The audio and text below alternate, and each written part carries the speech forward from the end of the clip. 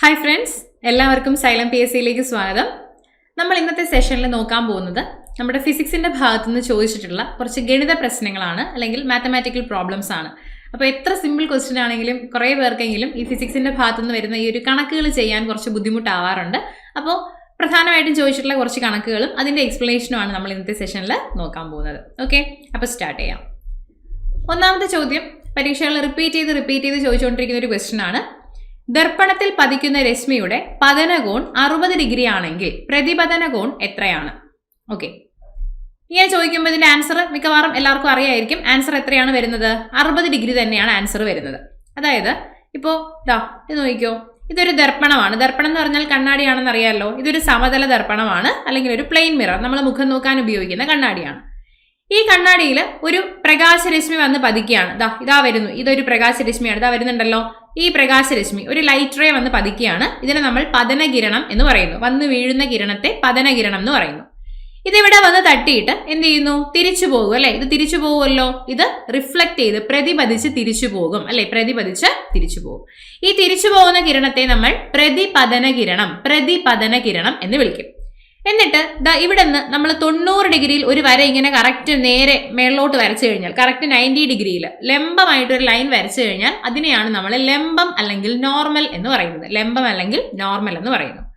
ഈ ലംബത്തിനും പതനകിരണത്തിനും ഇടയിലുള്ള ഈ ഒരു കോൺ, ഈ കോണിനെ വിളിക്കുന്ന പേരാണ് പതനകോൺ അല്ലെങ്കിൽ ആംഗിൾ ഐ. ഇനി ഈ ലംബത്തിനും പ്രതിപതന കിരണത്തിനും ഇടയിലുള്ള ഈ ഒരു കോണിനെ വിളിക്കുന്ന പേരാണ് ആംഗിൾ ആർ അല്ലെങ്കിൽ പ്രതിപതന കോൺ. എപ്പോഴും ഏതൊരു ദർപ്പണത്തിലും പതനകോണും പ്രതിപതന കോണും എങ്ങനെയായിരിക്കും? പതനകോണും പ്രതിപതന കോണും തുല്യമായിരിക്കും. Angle I is equal to angle R ആയിരിക്കും. അപ്പോൾ പതനകോൺ 60 ഡിഗ്രി ആണ് എന്നുണ്ടെങ്കിൽ പ്രതിപതന കോണും എത്ര ഡിഗ്രി തന്നെ ആയിരിക്കും? പ്രതിപതന കോണും 60 ഡിഗ്രി തന്നെ ആയിരിക്കും. ഓക്കെ അല്ലേ? ശരി, അടുത്ത ക്വസ്റ്റ്യനിലേക്ക് പോകാം. രണ്ടാമത്തെ ചോദ്യം. ഒരു ബസ്സിൽ റിയർ വ്യൂ മിററായി ഉപയോഗിച്ചിരിക്കുന്ന കോൺവെക്സ് ദർപ്പണത്തിന്റെ ഫോക്കസ് ദൂരം 0.5 മീറ്റർ ആണ്. ഇതിന്റെ വക്രത ആരം നിർണ്ണയിക്കുക എന്നാണ് ചോദ്യം.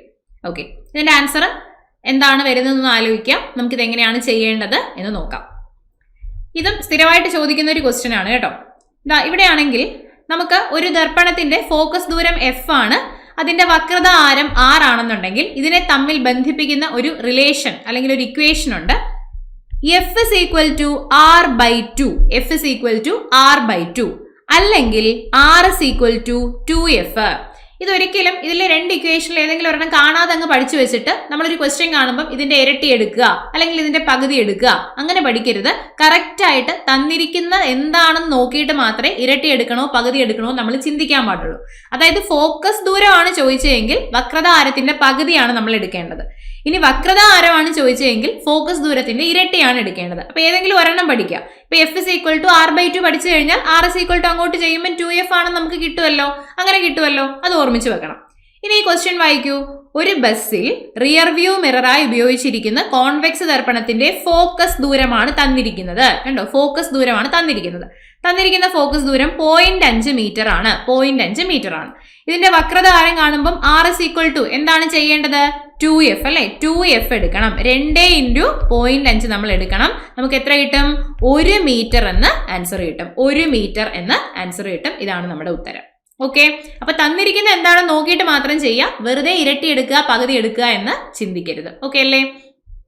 ശരി, അടുത്ത ക്വസ്റ്റ്യൻ നോക്കാം. ഒരു റിയർ വ്യൂ മിററിന്റെ വക്രത ആരം 12 മീറ്റർ ആണെങ്കിൽ അതിന്റെ ഫോക്കസ് ദൂരം എത്ര എന്നാണ് ചോദിച്ചിരിക്കുന്നത്. അപ്പൊ ഈ ചോദ്യത്തിൽ തന്നിരിക്കുന്നത് എന്താണ്? തന്നിരിക്കുന്നത് വക്രത ആരമാണ്. വക്രത ആരം 12 മീറ്റർ ആണെന്ന് തന്നിട്ടുണ്ട്. ഇതിന്റെ ഫോക്കസ് ദൂരം കണ്ടുപിടിക്കാനാണ് ചോദ്യം. അപ്പൊ ഫോക്കസ് ദൂരം കണ്ടുപിടിക്കണമെങ്കിൽ നമ്മൾ എന്ത് ചെയ്യണം? R/2 ചെയ്യണം അല്ലെ? R/2 ചെയ്യണം. അപ്പൊ 12/2 6 മീറ്റർ എന്ന് നമുക്ക് കിട്ടും. അപ്പൊ ഫോക്കസ് ദൂരം എത്രയായിരിക്കും? 6 മീറ്റർ ആയിരിക്കും. തന്നിരിക്കുന്ന എന്താ നോക്കിയിട്ട് മാത്രം ഇരട്ടി പകുതി എന്നുള്ള രീതിയിൽ ചിന്തിക്കാം. ഓക്കെ, ശരി, നെക്സ്റ്റ് ക്വസ്റ്റ്യൻ. ഒരു ലെൻസിന്റെ ഫോക്കസ് ദൂരവും പവറും തമ്മിൽ ബന്ധിപ്പിക്കുന്ന സമവാക്യം ഏതാണ്? ആൻസർ പറയാൻ ശ്രമിക്കുക. ആൻസർ കിട്ടുന്നുണ്ടോ നോക്കുക. ഏതാണ് ആൻസർ വരുന്നത്? ഓപ്ഷൻ എ ആണ്. P സമം 1/f. P സമം 1/f. അപ്പൊ P ഈക്വൽ ടു 1/f എന്നുള്ളതാണ് ഫോക്കൽ ലെങ്തും. ഈ F ഫോക്കസ് ദൂരമാണ്, P ആ ലെൻസിന്റെ പവർ ആണ്. അപ്പോൾ ഫോക്കസ് ദൂരം തന്നിട്ട് പവർ കണ്ടുപിടിക്കാൻ പറഞ്ഞാൽ നമുക്ക് എന്ത് ചെയ്യാം? ഇതിന്റെ ആ ഫോക്കസ് ദൂരത്തിന്റെ വ്യുൽക്രമം അല്ലെങ്കിൽ റെസിപ്രോക്കൽ എടുത്താൽ പവർ കിട്ടും. ഇനി പവർ തന്നിട്ട് ഫോക്കസ് ദൂരമാണ് കണ്ടുപിടിക്കാൻ പറഞ്ഞെങ്കിൽ F is equal to 1/p എന്നാണ് relation. F is equal to 1/p എന്ന് ചെയ്യുമ്പോഴത്തേക്ക് നമുക്ക് എന്ത് ചെയ്യും? അവിടെ ആ ഒരു ഫോക്കസ് ദൂരവും കിട്ടും. ഒരു ലെൻസിന്റെ ഫോക്കസ് ദൂരത്തിന്റെ നമ്മൾ ഈ ഒരു ഇക്വേഷനിൽ കൊടുത്ത് നമ്മൾ ചെയ്യുന്ന സമയത്ത് ആ ഫോക്കസ് ദൂരം എപ്പോഴും മീറ്ററിലായിരിക്കണം നമ്മൾ എടുക്കേണ്ടത്. സെന്റിമീറ്ററിലിട്ട് നമുക്ക് കണക്ക് ചെയ്യാൻ പറ്റില്ല, മീറ്ററിലിട്ട് വേണം കണക്ക് ചെയ്യാൻ. ഇനി ഒരു ലെൻസിന്റെ പവറിന്റെ യൂണിറ്റ് എന്താണ്? പവറിന്റെ യൂണിറ്റ് എന്താന്ന് ചോദിച്ചാൽ അത് ഡയോപ്റ്റർ ആണ്. പവറിന്റെ യൂണിറ്റ് ഡയോപ്റ്റർ ആണ്. ക്യാപിറ്റൽ ലെറ്റർ D ഉപയോഗിച്ചിട്ടാണ് നമ്മൾ കാണിക്കുന്നത്. പവറിന്റെ യൂണിറ്റ് എന്താണ്? ഡയോപ്റ്റർ ആണ്. ഡയോപ്റ്റർ ആണ്. ഒരു കോൺവെക്സ് ലെൻസിന്റെ പവർ പോസിറ്റീവ് ആയിരിക്കും, ഒരു കോൺകേവ് ലെൻസിന്റെ പവർ നെഗറ്റീവ് ആയിരിക്കും. കോൺവെക്സ് ലെൻസിന്റെ പവർ പോസിറ്റീവും കോൺകേവ് ലെൻസിന്റെ പവർ നെഗറ്റീവും ആയിരിക്കും. ക്ലിയർ ആണല്ലോ? നമുക്ക് ഇത് വെച്ചുകൊണ്ട് ഒരു പ്രോബ്ലം ചെയ്തു നോക്കാം. പരീക്ഷയ്ക്ക് ചോദിക്കാറുണ്ട്. 1 സെന്റിമീറ്റർ ഫോക്കസ് ദൂരമുള്ള ലെൻസിന്റെ പവർ കണ്ടെത്തുക എന്നാണ് ചോദ്യം. അപ്പൊ പവർ ആണ് കണ്ടുപിടിക്കാൻ ചോദിച്ചിരിക്കുന്നത്. അപ്പൊ P is equal to എങ്ങനെ എടുക്കണം? 1/f എന്ന് എടുക്കണം. നമ്മൾ പെട്ടെന്ന് കാണുമ്പോഴത്തേക്കും 1/, ഫോക്കൽ ലെങ്ത് 1 സെന്റിമീറ്റർ ആണല്ലോ, 1/1 എന്ന് എഴുതാൻ തോന്നുന്നുണ്ടോ? 1D എന്നുള്ളത് അവിടെ ആൻസർ ആയിട്ട് കൊടുത്തിട്ടുണ്ട്. തെറ്റാണ്, അങ്ങനെ ചെയ്യരുത്. സെന്റിമീറ്ററിലുള്ളതിനെ നമ്മൾ എന്ത് ചെയ്യണം? മീറ്ററിലോട്ട് ഉറപ്പായിട്ടും മാറ്റണം. അപ്പോൾ 1 മീറ്റർ എന്ന് പറഞ്ഞാൽ 100 സെന്റിമീറ്റർ ആണല്ലോ. അപ്പൊ ഇതിനെ 100 കൊണ്ട് ഹരിച്ചാൽ മതി അല്ലെ? 100 കൊണ്ട് നമ്മൾ ഹരിച്ചാൽ മതിയാകും. 0.1 നമുക്ക് എന്ത് കിട്ടും? ആ ഒരു 0.01 മീറ്റർ എന്ന് കിട്ടും. 0.01 മീറ്റർ എന്ന് നമുക്ക് കിട്ടും അല്ലെ? 0.01 മീറ്റർ എന്ന് കിട്ടും. അപ്പൊ നമ്മളത് ചെയ്യാം. 1/0.01 1/0.01 എന്ന് നമ്മൾ ചെയ്യുന്നു. നമുക്ക് എത്ര കിട്ടും? ആൻസർ എത്ര കിട്ടും? ആൻസർ നമുക്ക് 100D എന്ന് കിട്ടും. 100 ഡയോപ്റ്റർ, 100 ഡയോപ്റ്റർ എന്ന് കിട്ടും. 100D, 100D. D എന്ന് പറഞ്ഞാൽ എന്താ? ഡയോപ്റ്റർ ആണ്, പവറിന്റെ യൂണിറ്റ് ആണ്. D എന്ന് പറയുന്നത് 100D. ഓക്കെ, 100D എന്ന് കിട്ടും. ക്ലിയർ ആണല്ലോ? Next question. അപ്പൊ ഇത് പോസിറ്റീവ് ആണ് കിട്ടിയത്. അപ്പൊ പോസിറ്റീവ് ആണെങ്കിൽ ഇതൊരു കോൺവെക്സ് ലെൻസ് ആയിരിക്കും. കോൺവെക്സ് ലെൻസ് ആയിരിക്കും. Next question. കണ്ണടയ്ക്കുള്ള കുറിപ്പിൽ നേത്രരോഗ വിദഗ്ധൻ എഴുതിയത് -2D എന്നാണ്. ഇത് താഴെ സൂചിപ്പിക്കുന്നതിൽ ഏത് ലെൻസ് ആണ്? പ്രീവിയസ് ക്വസ്റ്റ്യൻ ആണ്. ഓക്കെ, നമുക്ക് നോക്കാം. അപ്പൊ ആദ്യം തന്നെ -2D എന്ന് കാണുമ്പോൾ തന്നെ മൈനസ് ആണ്, നെഗറ്റീവ് ആണ് പവർ. പവർ നെഗറ്റീവ് ആണെങ്കിൽ ഏത് ലെൻസ് ആയിരിക്കും? ഉറപ്പായിട്ടും കോൺകേവ് ലെൻസ് ആയിരിക്കും എന്നുള്ള തിരിച്ചറിവ് വേണം. കോൺകേവ് ലെൻസ് ആയിരിക്കും ഉറപ്പായിട്ടും ഉണ്ടാവുക. ഇനി -2D അല്ലെ? ഇതിന്റെ നമുക്ക് ഫോക്കൽ ലെങ്ത് ആണ് കണ്ടുപിടിക്കാനുള്ളത്, ഫോക്കസ് ദൂരമാണ് കണ്ടുപിടിക്കാനുള്ളത്. അപ്പൊ F is equal to 1/p ആണെന്ന് നമുക്കറിയാം. അപ്പം 1/2 അല്ലെ? 1/2. മൈനസ് കൊടുക്കാം, മൈനസ് കൊടുത്താലും കുഴപ്പമില്ല, മൈനസ് അവിടെ കൊടുത്താലും പ്രശ്നമൊന്നുമില്ല. -2 കൊടുക്കാം. അല്ലെങ്കിൽ ഓൾറെഡി നമ്മൾ കോൺകേവ് ആണെന്ന് മനസ്സിലാക്കി വെച്ചിട്ടുണ്ട്. ആ മൈനസ് സൂചിപ്പിക്കുന്നത് അത് കോൺകേവ് ലെൻസ് ആണെന്നുള്ളതിനെയാണ് മൈനസ് സൂചിപ്പിക്കുന്നത്. മൈനസ് നിങ്ങൾക്ക് കൊടുത്തും ചെയ്യാം, അല്ലാണ്ടും ചെയ്തു നോക്കാം, പ്രശ്നമില്ല. ഓക്കെ, അപ്പൊ 1/2 എന്ന് വരുമ്പോ എന്ത് വരും? 0.5 എന്നല്ലേ വരെ ആൻസർ? 0.5 എന്നല്ലേ ആൻസർ വരുന്നത് അല്ലെ? 0.5 മീറ്റർ എന്ന് കിട്ടും അല്ലെ? നേരത്തെ ഞാൻ പറഞ്ഞു ഈ ഒരു ഇക്വേഷനിൽ നമ്മൾ കൊടുക്കുമ്പോൾ നമുക്ക് ഫോക്കസ് ദൂരം കിട്ടുന്നത് മീറ്ററിലായിരിക്കും, അല്ലെങ്കിൽ മീറ്ററിലാണ് നമ്മൾ ഇതിനകത്ത് കണക്കുകളൊക്കെ ചെയ്യാനുള്ളത്. അപ്പൊ 0.5 മീറ്റർ എന്ന് കിട്ടും. ഓപ്ഷൻസിലോട്ട് നോക്കുമ്പോൾ അവിടെ 0.5 എന്നൊരു ഓപ്ഷൻ കാണുന്നില്ല. 50ഉം അതേപോലെ 2ഉം ഒക്കെയാണ് നമുക്ക് കാണുന്നത്. അപ്പൊ അവിടെ സെന്റിമീറ്ററിലാണ് കൊടുത്തിരിക്കുന്നത്. അപ്പൊ ഇവിടെ ഓപ്ഷനിൽ മീറ്റർ ഇല്ലാത്തത് കൊണ്ട് തന്നെ നമ്മൾ എന്ത് ചെയ്യണം? അതിനെ സെന്റിമീറ്ററിലോട്ട് മാറ്റണം. അപ്പൊ 0.5നെ നമ്മൾ സെന്റിമീറ്ററിലോട്ട് മാറ്റുന്ന സമയത്ത് എത്ര കൊണ്ട് ഗുണിക്കണം? 100 കൊണ്ട് ഗുണിക്കണം. നമുക്ക് 50 സെന്റിമീറ്റർ എന്ന് ആൻസർ കിട്ടും. അപ്പൊ 50 സെന്റിമീറ്റർ ആണെന്ന് മനസ്സിലായി. മൈനസ് കൊടുക്കാം, മൈനസ് കൊടുത്താൽ -50 എന്ന് അവിടെ കിട്ടും. അപ്പോൾ മൈനസ് നെഗറ്റീവ് സൈൻ വന്നു കഴിഞ്ഞാൽ അത് ഏത് ലെൻസ് ആയിരിക്കും? കോൺകേവ് ലെൻസ് ആയിരിക്കും. അപ്പൊ ആൻസർ എന്താ വരുന്നത്?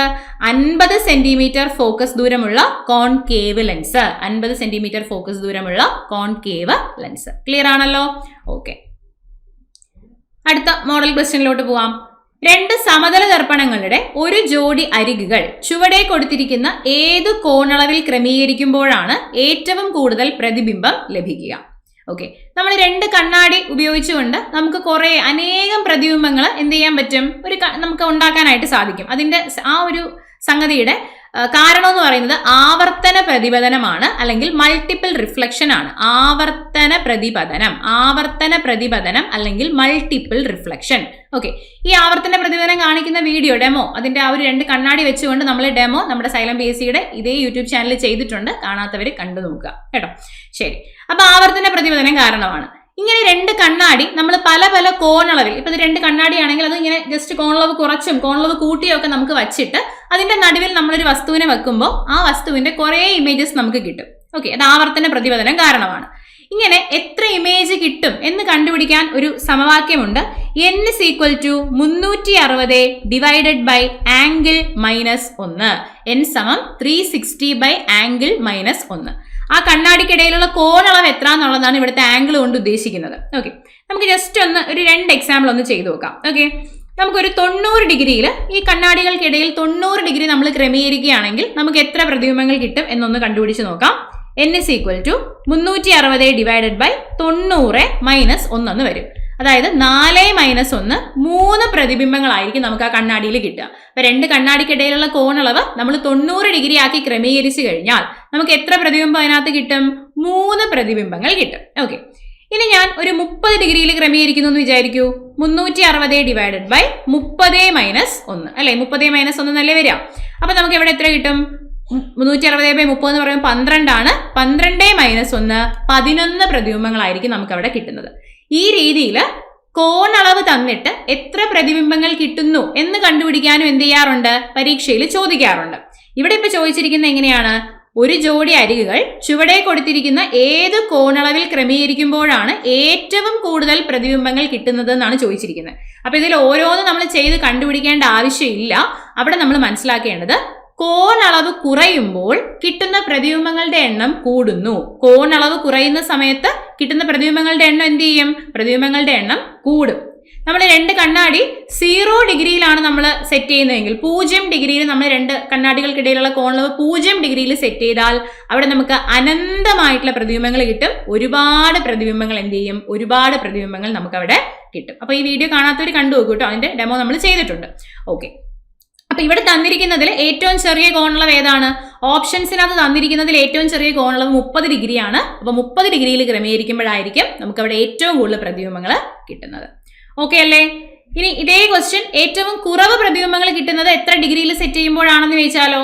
ഏറ്റവും കുറവ് പ്രതിബിംബം എന്ന് പറയുമ്പോൾ അവിടെ കോണളവ് കൂടുതലായിരിക്കണം അല്ലെ. തന്നിരിക്കുന്നതിൽ ഏറ്റവും കോണളവ് കൂടുതൽ 90 ഡിഗ്രിയിലാണ്. അപ്പൊ അതായിരിക്കും അവിടുത്തെ ആൻസർ ആയിട്ട് വരുന്നത്. ക്ലിയർ ആയി എന്ന് വിചാരിക്കുന്നു. നെക്സ്റ്റ് ക്വസ്റ്റ്യനിലോട്ട് പോകാം. നെക്സ്റ്റ് ക്വസ്റ്റ്യൻ, 2 വസ്തുക്കൾ തമ്മിലുള്ള ദൂരം പകുതിയാക്കിയാൽ അവ തമ്മിലുള്ള ഗുരുത്വാകർഷണ ബലം എത്ര മടങ്ങാകും എന്നാണ് ചോദിച്ചിരിക്കുന്നത്. ഗുരുത്വാകർഷണം എന്ന് പറയുന്ന ഭാഗത്ത് നിന്ന് വന്നിട്ടുള്ളൊരു ചോദ്യമാണ്. ഇപ്പൊ 2 വസ്തുക്കളുണ്ട്. ഇതിന്റെ മാസ് m1 ആണ്, ഇതിന്റെ മാസ് m2 ആണെന്ന് വിചാരിക്കാം. ഈ 2 വസ്തുക്കൾ തമ്മിൽ ഒരു d എന്ന് പറയുന്ന അത്രയും അകലത്തിലാണ് ഈ 2 വസ്തുക്കൾ ഇരിക്കുന്നതെന്ന് വിചാരിക്കാം. അങ്ങനെയാണെങ്കിൽ ഇവയ്ക്കിടയിലുള്ള ആകർഷണ ബലം കണ്ടുപിടിക്കാൻ ഒരു ഇക്വേഷൻ ഉണ്ട്. നിങ്ങൾ പഠിച്ചു കാണും ഗ്രാവിറ്റേഷൻ എന്ന് പറയുന്ന ഭാഗത്ത്. ആ ഇക്വേഷൻ എന്താണ്? F = G m1 m2 divided by d². F = G m1 m2 divided by d². ഇതാണ് നമ്മുടെ ഇക്വേഷൻ. 2 വസ്തുക്കൾക്കിടയിലുള്ള ആകർഷണ ബലം കണ്ടുപിടിക്കാനുള്ള ഇക്വേഷൻ. ഇതിൽ ക്യാപിറ്റൽ G എന്താ? ക്യാപിറ്റൽ G ഗുരുത്വാകർഷണ സ്ഥിരാങ്കമാണ്. ഗുരുത്വാകർഷണ സ്ഥിരാങ്കം, ഗ്രാവിറ്റേഷണൽ കോൺസ്റ്റന്റ് അല്ലെങ്കിൽ ഗുരുത്വാകർഷണ സ്ഥിരാങ്കമാണ്. അതൊരു സ്ഥിരസംഖ്യയാണ്, ഒരു കോൺസ്റ്റന്റ് വാല്യൂ ആണ്. m1 m2 എന്ന് പറഞ്ഞാൽ ഇതിന്റെ മാസുകളാണ്. d എന്ന് പറഞ്ഞാൽ ഇവയ്ക്കിടയിലുള്ള ദൂരമാണ്. അറിയാലോ, അതുവരെ അറിയാലോ. ഓക്കെ, നമ്മളടുത്ത് ചോദിച്ചിരിക്കുന്നത് ഈ മോഡലിൽ എങ്ങനെ ക്വസ്റ്റ്യൻ വന്നാലും നമുക്ക് ഞാനിപ്പോ പറയാൻ പോകുന്ന രീതിയിൽ ഇത് ചെയ്യാൻ പറ്റും. നോക്കിക്കോണേ. 2 വസ്തുക്കൾ തമ്മിലുള്ള ദൂരം പകുതിയാക്കുന്നു എന്ന് പറയുമ്പോൾ, ദൂരം d ആണല്ലോ. ദൂരം പകുതിയാക്കുന്നു എന്ന് പറയുമ്പോൾ d എന്തായിട്ട് മാറും? d/2 ആയിട്ട് മാറും അല്ലെ. d/2 പകുതിയായി മാറി, d/2 ആയിട്ട് മാറി. അങ്ങനെയാണെങ്കിൽ ഗുരുത്വാകർഷണ ബലം എത്രയാകും എന്നാണ് ചോദിച്ചിരിക്കുന്നത്. നമുക്ക് കണ്ടുപിടിക്കാം. F = G × m1 m2, അതിനൊന്നും മാറ്റമില്ലേ, m1 m2 divided by d². ഡിക്ക് പകരം നമുക്കിപ്പോ d/2 ആണുള്ളത് അല്ലെ. ഡിക്ക് പകരം നമുക്കുള്ള സംഗതി എന്താണ്? d/2 ആണ്. അപ്പൊ നമ്മൾ എന്ത് ചെയ്യുക? d/2 കൊടുക്കുക, d/2² കൊടുക്കുക. ഡിക്ക് മൊത്തത്തിലാണ് സ്ക്വയർ. അപ്പൊ ഡിക്ക് എന്ത് സംഭവിച്ചാലും ആ പുതിയ സംഗതി d/2 ആണെങ്കിൽ അതിന് മൊത്തത്തിൽ നമ്മൾ എന്ത് ചെയ്യണം? സ്ക്വയർ കൊടുക്കണം, d/2 കൊടുക്കണം. ഓക്കെ, ഇപ്പൊ നിങ്ങളടുത്ത് ദൂരം ഇരട്ടിയാക്കി എന്നാണ് പറയുന്നതെങ്കിൽ ഡിക്ക് പകരം ഇരട്ടിയായി എന്ന് പറയുമ്പോൾ നമ്മൾ 2d എടുക്കണം. ഓക്കെ ആണോ? ഡിക്ക് ഇരട്ടിയായി, ദൂരം ഇരട്ടിയായി എന്ന് പറഞ്ഞാൽ ഡിക്ക് പകരം 2d എടുക്കണം. എന്നിട്ട് അവിടെ ഹോൾ സ്ക്വയർ കൊടുക്കണം. ഓക്കെ അല്ലേ? ശരി, ഇനി നോക്കിയേ, G into m1m2 divided by D square divided by 4 എന്ന് വരും അല്ലെ. D square divided by 4. ഈ ഡി സ്ക്വയർ ഡിവൈഡഡ് ബൈ 4നെ നമ്മൾ വ്യുൽക്രമം എടുക്കുമ്പോൾ റെസിപ്രോക്കൽ എടുത്ത് എഴുതുമ്പോൾ എങ്ങനെ വരും? 4 into G m1m2 divided by D square എന്ന് വരും. ഈ G m1m2 divided by D square എന്ന് പറഞ്ഞു കഴിഞ്ഞാൽ ഈ രണ്ട് വസ്തുക്കൾക്കിടയിലുള്ള ആകർഷണ ബലമല്ലേ? അതിപ്പോ എത്ര മടങ്ങായിട്ട് മാറി? ഫ്രണ്ടിൽ എത്രയുണ്ട്? 4 ഉണ്ട്. അപ്പൊ എത്ര മടങ്ങായിട്ട് മാറി? 4 മടങ്ങായിട്ട് മാറി. ഇത് എത്ര മടങ്ങായിട്ട് മാറി? 4 മടങ്ങായിട്ട് മാറി. ഇതേ മോഡലിൽ തന്നെ വസ്തുക്കളുടെ മാസ് ഇരട്ടിയാക്കി എന്ന് പറയുകയാണെങ്കിൽ നിങ്ങൾ m1ന് പകരം 2m1 എന്ന് എടുക്കുക. ഇപ്പൊ രണ്ട് വസ്തുക്കളുടെയും മാസ് ഇരട്ടിയാക്കി എന്ന് പറഞ്ഞാൽ നമുക്ക് അത് വേണമെങ്കിൽ ഒന്ന് ചെയ്തു നോക്കാം.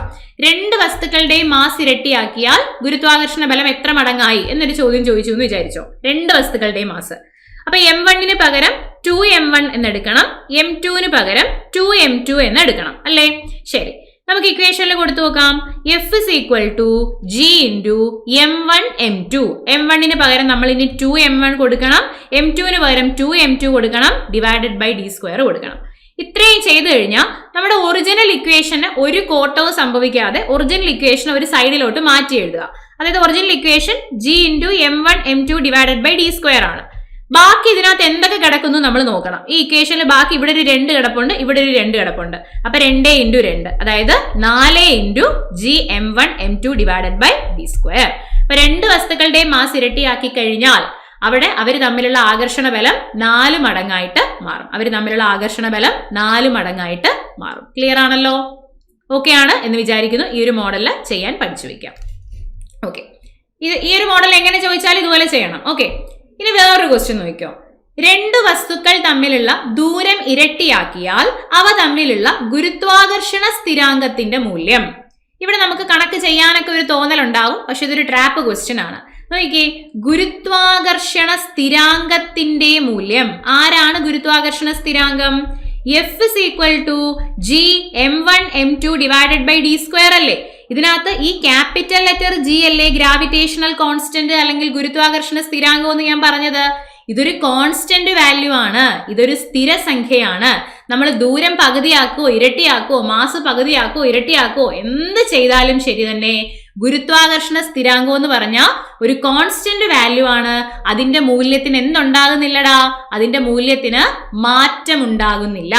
എത്രയാണ് ജിയുടെ വാല്യൂ? അതും ഒരു പ്രീവിയസ് ക്വസ്റ്റ്യൻ ആണ്. 6.67 into 10 raised to minus 11. 6.67 into 10 raised to minus 11. Unit ചോദിച്ചിട്ടുണ്ട്. ഗുരുത്വാകർഷണ സ്ഥിരാങ്കത്തിന്റെ യൂണിറ്റ് കണ്ടെത്തുക എന്ന് ചോദിച്ചിട്ടുണ്ട്. Newton metre square per kilogram square. Newton metre square per kilogram square. Unit ഉൾപ്പെടെ ഈ സാധനം പ്രീവിയസ് ആണ്, കറക്റ്റ് പഠിക്കുക. ഗുരുത്വാകർഷണ സ്ഥിരാങ്കത്തിന്റെ മൂല്യം 6.67 into 10 raised to minus 11 newton metre square per kilogram square. ഇനി ആദ്യമായിട്ട് ഈ ഒരു ജിയുടെ മൂല്യം, ക്യാപിറ്റൽ ജിയുടെ മൂല്യം അല്ലെങ്കിൽ ഗുരുത്വാകർഷണ സ്ഥിരാങ്കത്തിന്റെ മൂല്യം ആദ്യമായിട്ട് പരീക്ഷണങ്ങളിലൂടെ തെളിയിച്ച വ്യക്തി ആരാന്ന് ചോദിച്ചാൽ അത് ഹെൻറി കാവൻഡിഷ് ആണ്. ആദ്യമായിട്ട് പരീക്ഷണത്തിലൂടെ ജിയുടെ മൂല്യം നിർണയിച്ചത് ആരാണ്? ഹെൻറി കാവൻഡിഷ് ആണ്. ഹെൻറി കാവൻഡിഷ് ആണ്. ഓക്കെ അല്ലേ? ശരി, നെക്സ്റ്റ് ക്വസ്റ്റ്യനിലോട്ട് പോവാം. 10 കിലോഗ്രാം മാസുള്ള ഒരു വസ്തു 5 മീറ്റർ പെർ സെക്കൻഡ് പ്രവേഗത്തിൽ സഞ്ചരിക്കുന്നുവെങ്കിൽ വസ്തുവിന്റെ ആക്കം എത്ര എന്നാണ് ചോദ്യം. ആക്കം എത്ര? ആക്കം കണ്ടുപിടിക്കാനുള്ള ഇക്വേഷൻ എന്താണ്? ആക്കം കണ്ടുപിടിക്കാനുള്ള ഇക്വേഷൻ ആക്കം P സമം mv. ആക്കം P സമം m ഇൻറ്റു v ആണ്. മാസ് തന്നിട്ടുണ്ടോ? മാസ് തന്നിട്ടുണ്ട്. 10 കിലോഗ്രാം എന്ന് തന്നിട്ടുണ്ട്. പ്രവേഗം വെലോസിറ്റി എത്ര തന്നിട്ടുണ്ട്? 5 മീറ്റർ പെർ സെക്കൻഡ് എന്ന് വെലോസിറ്റി തന്നിട്ടുണ്ട്. അപ്പൊ P is equal to mv direct കൊടുത്താൽ മതി. 10 into 5 50 kilogram metre per second. Okay, മാസിന്റെ യൂണിറ്റ് കിലോഗ്രാം അല്ലേ? വെലോസിറ്റിയുടെ യൂണിറ്റ് മീറ്റർ പെർ സെക്കൻഡ് അല്ലേ? അപ്പൊ ആക്കത്തിന്റെ യൂണിറ്റ് എന്താണ് വരിക? കിലോഗ്രാം മീറ്റർ പെർ സെക്കൻഡ് ആണ് ആക്കത്തിന്റെ യൂണിറ്റ് വരുന്നത്. 50 കിലോഗ്രാം മീറ്റർ പെർ സെക്കൻഡ് ആണ് ആക്കത്തിന്റെ യൂണിറ്റ്. ആക്കം എന്ന് പറയുന്നത് ഒരു സദിശ അളവാണ്. സദിശ അളവ്, ദിശയോട് കൂടിയ അളവാണ് ആക്കം. സദിശ അളവാണ് ആക്കം. ഓക്കെ, ശരി, നെക്സ്റ്റ് ക്വസ്റ്റ്യൻ. നിശ്ചലാവസ്ഥയിലുള്ള ഒരു ലോറിയുടെ പ്രവേഗം 5 സെക്കൻഡ് കൊണ്ട് 30 മീറ്റർ പെർ സെക്കൻഡ് ആയാൽ ലോറിയുടെ ത്വരണം എത്ര എന്നാണ് ചോദിച്ചിരിക്കുന്നത്. ആക്സിലറേഷൻ കണ്ടുപിടിക്കാനാണ് ചോദിച്ചിരിക്കുന്നത്. ത്വരണം കണ്ടുപിടിക്കാനുള്ള ഇക്വേഷൻ A സമം V minus u divided by t. ഇതിൽ യു എന്ന് പറഞ്ഞാൽ ആദ്യ പ്രവേഗമാണ്. ആ വസ്തു ചലിക്കാൻ തുടങ്ങുന്ന സമയത്തുള്ള പ്രവേഗം, ആദ്യ പ്രവേഗം. ഇനി വി എന്ന് പറഞ്ഞാൽ അന്ത്യപ്രവേഗമാണ്. അത് നമ്മൾ എപ്പോഴാണോ അതിന്റെ വെലോസിറ്റി നോക്കുന്നത്, ഫൈനൽ, അതിന്റെ അന്ത്യം, അവസാനം, ആ ഒരു ചലനത്തിന്റെ അവസാനത്തുള്ള ആ ഒരു പ്രവേഗമാണ് അന്ത്യപ്രവേഗം. ടി ടൈം ആണ്. ഇനി ക്വസ്റ്റ്യൻ വായിച്ചു നോക്കുക. നിശ്ചലാവസ്ഥയിലുള്ള ഒരു ലോറി, ഏതൊരു വസ്തുവും നിശ്ചലാവസ്ഥയിൽ നിന്നാണ് യാത്ര ആരംഭിക്കുന്നത് എന്ന് ക്വസ്റ്റ്യനിൽ കണ്ടു കഴിഞ്ഞാൽ അവിടെ ആദ്യ പ്രവേഗം നമ്മൾ 0 എടുക്കണം. ഏതൊരു വസ്തുവും നിശ്ചലാവസ്ഥയിൽ നിന്ന് യാത്ര ആരംഭിക്കുന്നു എന്ന് കണ്ടു കഴിഞ്ഞാൽ ആദ്യ പ്രവേഗം എത്രയായിട്ട് എടുക്കണം? ആദ്യ പ്രവേഗത്തെ നമ്മൾ 0 ആയിട്ട് എടുക്കണം. ഓക്കെ, ലോറിയുടെ പ്രവേഗം 5 സെക്കൻഡ് കൊണ്ട്, അപ്പൊ സമയം 5 സെക്കൻഡ് ആണ്. 5 സെക്കൻഡ് കൊണ്ട് 30 മീറ്റർ പെർ സെക്കൻഡ് ആയി മാറി എന്ന് പറഞ്ഞാൽ അന്ത്യപ്രവേഗമാണ് 30 മീറ്റർ പെർ സെക്കൻഡ്. അന്ത്യപ്രവേഗം 30 മീറ്റർ പെർ സെക്കൻഡ് ആയിട്ട് മാറി. അങ്ങനെയാണെങ്കിൽ അതിന്റെ ത്വരണം കാണാനാണ് ചോദിച്ചിരിക്കുന്നത്. അപ്പോൾ V 30 ആണ്, മൈനസ് U 0 ആണ്, ഡിവൈഡഡ് ബൈ 5. 30/5 എത്ര കിട്ടും? 6 metre per second square. 6 metre per second square.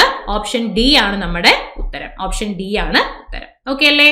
ആക്കവും ഒരു ആക്കത്തെ പോലെ തന്നെ, നേരത്തെ പറഞ്ഞ ആക്കത്തെ പോലെ തന്നെ ത്വരണവും ഒരു സദിശ അളവ് ആണ്. ത്വരണത്തിനും ദിശയുണ്ട്, ത്വരണവും സദിശ അളവ് ആണ്. Okay, next. മാസ് പകുതിയാകുകയും പ്രവേഗം ഇരട്ടിയാവുകയും ചെയ്താൽ വസ്തുവിന്റെ ഗതികോർജത്തിന് എന്ത് സംഭവിക്കും എന്നാണ് ചോദിച്ചിരിക്കുന്നത്. ഓക്കെ, ഇവിടെ നമ്മൾ നേരത്തെ ഗുരുത്വാകർഷണം ചെയ്ത പോലെ തന്നെയാണ് ഇതും ചെയ്യാനുള്ളത്. ഗതികോർജത്തിന്റെ ഇക്വേഷൻ ഹാഫ് mv² ആണല്ലോ. ഗതികോർജത്തിന്റെ ഇക്വേഷൻ ഹാഫ് mv² ആണ് അല്ലെ? ഹാഫ് mv² ആണ്. മാസ് പകുതിയായി എന്ന് പറഞ്ഞാൽ m എത്രയായി എടുക്കണം? m/2 ആയി എടുക്കണം ആണല്ലോ. മാസ് പകുതിയായി എന്ന് പറഞ്ഞാൽ m/2 ആയി എടുക്കണം. ഇനി അടുത്തത് പ്രവേഗം ഇരട്ടിയായി എന്ന് പറഞ്ഞാൽ, പ്രവേഗം ഇരട്ടിയായി എന്ന് പറഞ്ഞാൽ v എത്രയായി എന്ന് എടുക്കണം? v 2v ആയി എന്ന് എടുക്കണം. പ്രവേഗം ഇരട്ടിയായി എന്ന് പറയുമ്പോൾ v 2v ആയി എന്ന് എടുക്കണം. എന്നിട്ട് നമ്മുടെ ഹാഫ് mv² ഇക്വേഷനിൽ കൊടുത്തു നോക്കാടാ. വരൂ നോക്കാം. ഹാഫ് ഇൻറ്റു എമ്മിന് പകരം എത്രയാണ് കൊടുക്കേണ്ടത്? എമ്മിന് പകരം m/2 ആണ് കൊടുക്കേണ്ടത്. m/2 ആണ് കൊടുക്കേണ്ടത്. v ഇരട്ടിയായില്ലേ, അപ്പൊ വിക്ക് പകരം എന്ത് കൊടുക്കണം? 2v കൊടുക്കണം. വിക്ക് സ്ക്വയർ ഉണ്ടല്ലോ, അപ്പൊ 2v ദി ഹോൾ സ്ക്വയർ കൊടുക്കുക. 2v ദി ഹോൾ സ്ക്വയർ കൊടുക്കുക. ഇനി നമുക്ക് ഇതിനെ വികസിപ്പിക്കാം. ഹാഫ് ഇൻറ്റു m/2 ഇൻറ്റു 2ന്റെ സ്ക്വയർ 4 ആണേ, 4v² എന്ന് കിട്ടുന്നു. നേരത്തെ പറഞ്ഞ പോലെ നമ്മുടെ ഒറിജിനൽ ഇക്വേഷന് ഒരു കോട്ടവും സംഭവിക്കാതെ മാറ്റി നിർത്തുക. ഒറിജിനൽ ഇക്വേഷൻ ഹാഫ് mv² ആണ്, അതിനെ മാറ്റി എഴുതുക. ബാക്കി എന്തെല്ലാം ഉണ്ടെന്ന് നോക്കുക. ബാക്കി ഇവിടെ m/2ന്റെ ഒരു /2 ഉണ്ട്. ഡിവൈഡഡ് ബൈ 2 പുറത്തോട്ട് ഇറങ്ങുമ്പോൾ എത്രയായിട്ട് ഇറങ്ങും? 1/2 ആയിട്ട് ഇറങ്ങും അല്ലെ? ഡിവൈഡഡ് ബൈ 2 എന്ന് പറയുമ്പോൾ അതിനെ ഇങ്ങോട്ട് മാറ്റി എഴുതുമ്പോൾ 1/2 ആയിട്ടാണ് പുറത്തേക്ക് ഇറങ്ങുന്നത്. ബാക്കി ഇവിടെ ഒരു 4 ഉണ്ട്, ഒരു 4 ഉണ്ട്. ഓക്കെ, ഇതിന് രണ്ടിനെയും നമുക്ക് കട്ട് ചെയ്യാം. ഈ 2ഉം 4ഉം കട്ട് ചെയ്ത് കഴിഞ്ഞാൽ 2 ഇൻറ്റു ഹാഫ് mv² എന്നാണ് കിട്ടുന്നത്. അപ്പോൾ ഇരട്ടിയാകുന്നു. 2 ടൈംസ് എന്ന് പറഞ്ഞാൽ ഇരട്ടിയാകുന്നു. അപ്പൊ മാസ് പകുതിയാവുകയും പ്രവേഗം ഇരട്ടിയാവുകയും ചെയ്താൽ വസ്തുവിന്റെ ഗതികോർജം ഇരട്ടിയാകുന്നു. അപ്പൊ ഈ കണക്കുകളൊന്നും കാണാതെ പഠിച്ചു വെക്കരുത്. ഇതൊക്കെ ഇങ്ങനെ ചെയ്തു നോക്കിക്കഴിഞ്ഞാൽ വളരെ ഈസി ആയിട്ട് കിട്ടുന്നതാണ്. ഇങ്ങനെ ചെയ്ത് എന്ത് ചെയ്യുക? കറക്റ്റ് ആയിട്ട് അത് മനസ്സിലാക്കുക. ഓക്കെ, ശരി. അടുത്ത് ഇപ്പൊ നമുക്ക് കഴിഞ്ഞ നമ്മുടെ കണ്ണൂർ കൊല്ലം LDCയിൽ ചോദിച്ച ചോദ്യമാണിത്. h ഉയരത്തിൽ നിന്നും താഴേക്ക് പതിക്കുന്ന ഒരു വസ്തു പകുതി ദൂരം സഞ്ചരിച്ചു കഴിയുമ്പോൾ അതിന്റെ സ്ഥിതികോർജവും ഗതികോർജവും തമ്മിലുള്ള അനുപാതം എത്രയായിരിക്കും എന്നാണ് ചോദ്യം. ഇതിനെ നമുക്ക് ഇക്വേഷൻസ് ഒക്കെ ഇട്ട് ഭയങ്കര കോംപ്ലിക്കേറ്റഡ് ആയിട്ട് ചെയ്യേണ്ട ആവശ്യമില്ല. വളരെ സിമ്പിൾ ആയിട്ട് ആലോചിച്ചാൽ ഇതിന്റെ ക്വസ്റ്റ്യന്റെ ആൻസറിലേക്ക് നമുക്ക് എത്താൻ പറ്റും. എങ്ങനെയാണ് നോക്കിക്കേ. h ഉയരത്തിൽ ഒരു വസ്തു ഇരിക്കുകയാണ്. ഈ വസ്തു h ഉയരത്തിൽ ഇരിക്കുന്ന സമയത്ത് ഏറ്റവും മാക്സിമം ഉയരത്തിൽ ഇരിക്കുകയാണ്. ഇതിന് എന്ത് ഊർജം മാത്രമേ ഉണ്ടാവുള്ളൂ? ഇതിന് സ്ഥിതികോർജം മാത്രമേ ഉണ്ടാവുള്ളൂ. അത് ചലിക്കുന്നില്ലല്ലോ, h ഉയരത്തിൽ ഇരിക്കുകയല്ലേ. അവിടുത്തെ അതിന്റെ ഗതികോർജം 0 ആയിരിക്കും. ഗതികോർജം എന്ന് പറഞ്ഞാൽ എത്രയായിരിക്കും? 0 ആയിരിക്കും. ഓക്കെ, ശരി. ഈ വസ്തു താഴേക്ക് വന്നുകൊണ്ടിരിക്കുകയാണ്, താഴേക്ക് വീണുകൊണ്ടിരിക്കുകയാണ്. ഇങ്ങനെ താഴേക്ക് വീഴുന്ന സമയത്ത് ഇതിന്റെ സ്ഥിതികോർജം ഉയരം കുറഞ്ഞു വരികയല്ലേ. താഴോട്ട് വീഴുമ്പോൾ ഇതിന്റെ സ്ഥിതികോർജം കുറഞ്ഞു വരും, ഗതികോർജം കൂടിക്കൂടി വരും. സ്ഥിതികോർജം കുറഞ്ഞു വരും, ഗതികോർജം കൂടിക്കൂടി വരും. ഓക്കെ ആണല്ലോ, ശരി.